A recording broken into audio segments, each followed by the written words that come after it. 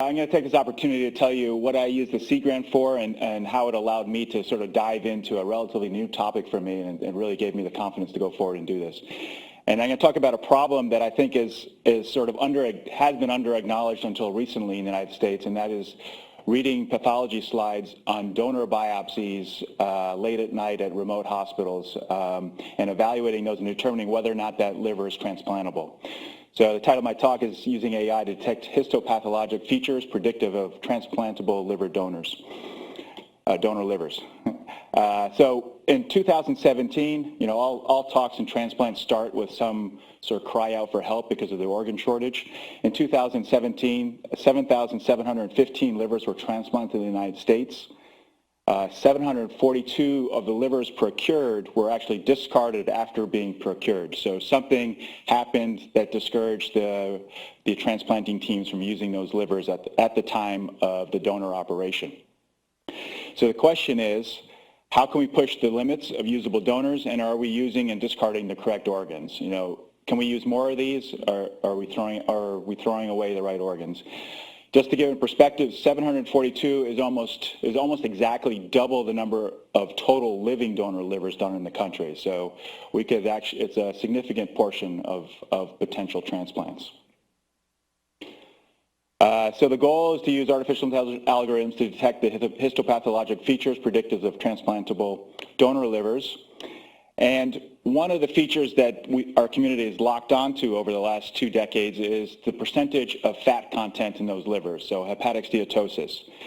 And here's a small portion of a biopsy slide, and you can see it's a frozen section, and then these are fat globules, these white spots.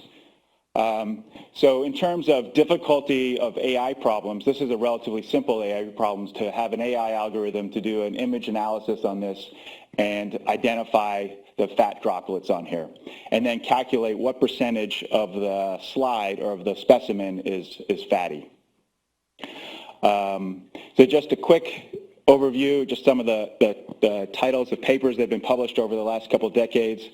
There's been several articles talking about how extremely fatty livers lead to poor outcomes in the grafts, and there's even discussions, there's macrovesicles, which are the big droplets, there's microvesicles, which are the small ones, and then there's small droplet macrovesicular steatosis, so the terminology has become very confusing in the field. This paper talked about, the standard was that previously we could use fatty livers up to 30% fat, and they made a big conclusion that actually we can extend that to 35% fat. And I'll tell you later on in the talk why this is just very problematic from the beginning, because the variability in the reads of these specimens, inter-operator variability is huge. So going from 30 to 35% is almost a meaningless statement. Here, various centers are bragging about using extremely fatty, up to 90% fat, and saying they have no difference in outcomes. So again, the literature is all over the place. And it comes down to this. This paper was just published this year, and they reported on the reliability and accuracy of pathologists reading these slides. And basically, they agree with what our personal experience is that they're all over the place and almost meaningless. So some of the challenges to reading these biopsies for us as clinicians is the donor operations are done in the middle of the night. They're done at remote hospitals, in the valley or up in Northern California, and usually there's no pathologist available. If there is a pathologist available, they have very little experience reading these slides and sort of communicating the important features of these slides to us as a team. They're frozen biopsy rather than permanent biopsies, so then you can see sort of tears in the biopsies, which will confuse a computer algorithm. And then, like I said, there's a large variability in the reads of these slides, even when we get our outstanding pathologists here at Stanford to read them. Within the 3 or 4 people that read these slides for us here, there's even large variability. So In any AI project, there are several specific aims that include building a database of labeled images. We have to train the algorithms to recognize fat globules. We want to compare our results to what the pathologists were reading. And then really the golden grail is to reassess what the impact of fat is on the outcomes of liver transplantation. And I would argue that all those papers that were published previously are suspect because we don't really know if they read those consistently or accurately in the past. And I'll show you some examples of that. So here's a typical biopsy. It's a needle biopsy. And you can see one thing, first of all, there's variability within the slide. Here's some macroglobules. Here's maybe some microglobules. And there's variability, and you can imagine you can have variability even where you poke the liver. So you want to basically assess as much of the biopsy as possible. What we did is then take those large biopsies and break it down into tiles. So people talk about needing 1,000 images to do an AI algorithm.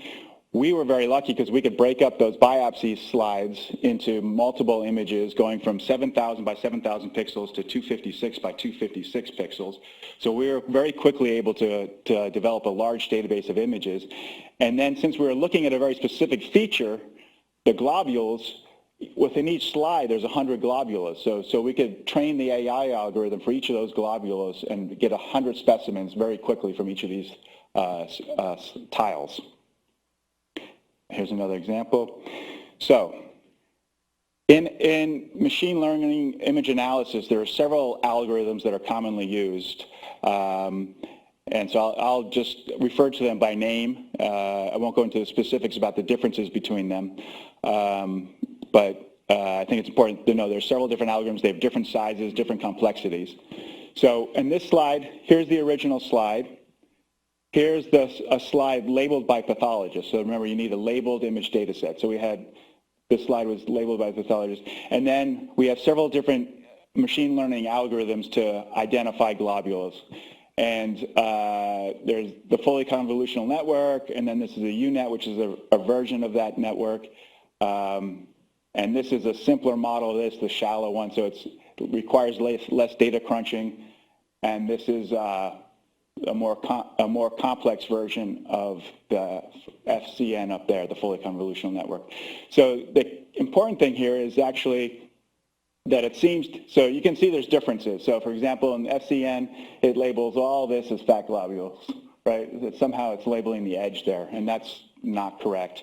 And it turns out the UNet models work the best here, and which is convenient because especially this one is nice and small so that it can crunch the numbers quicker.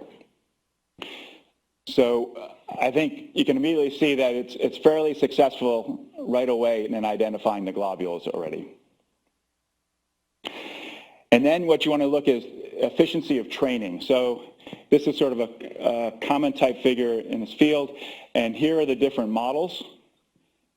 Here are how many images were used to train the model, and dark blue is better. So you can see that the two UNet models get to the dark blue very quickly, meaning that with as few as 90 images, we were able to train the model with a very high accuracy. And basically the accuracy is determined by how much overlap there is with what the computer trained image, computer labeled image showed and what the pathologist showed. So the dark blue is a very high overlap between the two slides. And so basically, if we have a computer, and we could probably run the SUNet, the shallow UNet model, and train our model very quickly and get a result. So this is a graph where we lined up the computer read of 50 plus slides, just from increasing amount of steatosis, and then compared it to the average read of the pathologist. This is Stanford pathologist. So you can see the Stanford pathology is all over the place compared to the read of the slides themselves. And the slides are read at about 25%, 1/4 the value of what the pathologists generally read it at.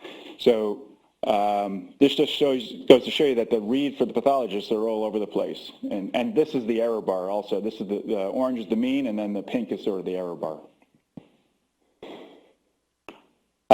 So going back to our original slide, when the pathologists looked at this and sort of just read it on their own and estimated the fat content, we had 4 pathologists, and they read it between 30 and 50%. When the pathologist labels the slide and then the computer uses their label to calculate the area, basically the area of the white spots versus the rest of the slide, you get an estimate of about 13%.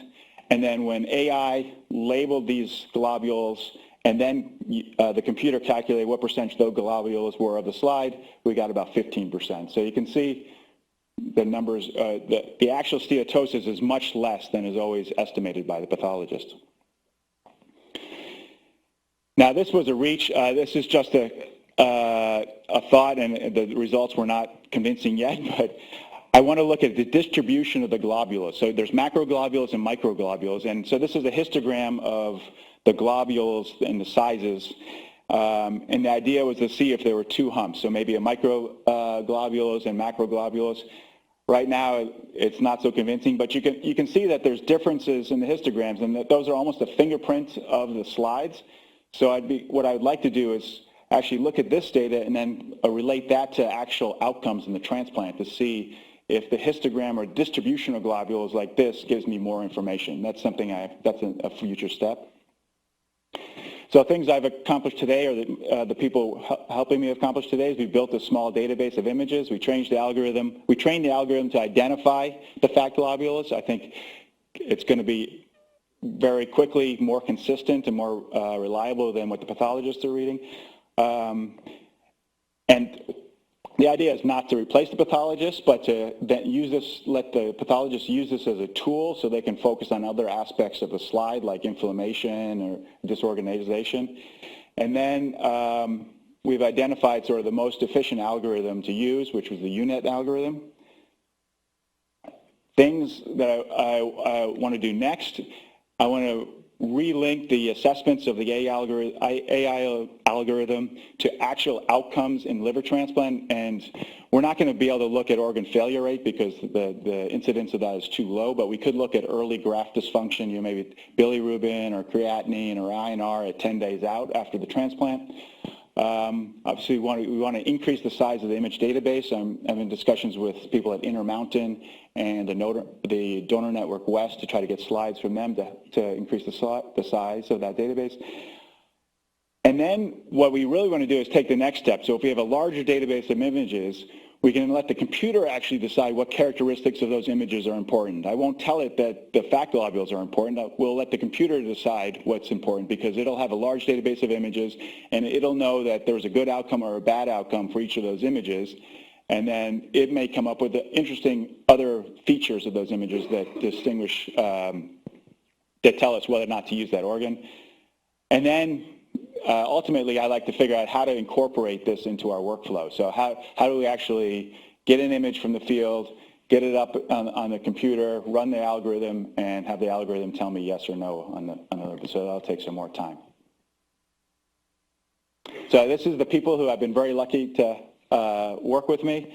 Raja, as everybody knows, unfortunately he's not here. He wasn't able to make it, but he's out of the country. But he's a PGY3 surgery resident. Lin Feng Yang is a PhD candidate in bioengineering. He's actually brought a lot of the expertise to me with running these algorithms.